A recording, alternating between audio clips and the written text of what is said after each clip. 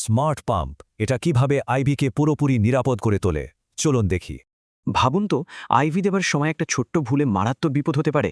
সাধারণত ভুলগুলো হয় জটিল হিসাব নিকাশ আর অতিরিক্ত কাজের চাপের কারণে। আর এখানে সমাধান হিসেবে আসে স্মার্ট ইনফিউশন পাম্প। এটা কিন্তু সাধারণ পাম্প নয়, এর একটা ডিজিটাল ব্রেইন আছে। এই ব্রেনের আসল কাজটা কি? এর আছে 3টা দারুণ সেফটি ফিচার। প্রথমটা হলো ড্রাগ লাইব্রেরি, যেখানে ওষুধের নিরাপদ ডোজ আগে থেকেই সেট করা থাকে।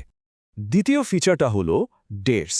এটা ভুল ডোজ দেখলেই সাথে সাথে সতর্ক করে।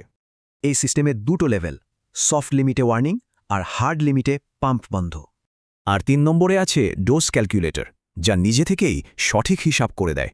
আর এর ফল অসাধারণ, ঔষধের ভুল কমে যায় প্রায় 50%। তবে আসল বদলটা আসে যখন পাম্প হাসপাতালের সিস্টেমের সাথে যুক্ত হয়।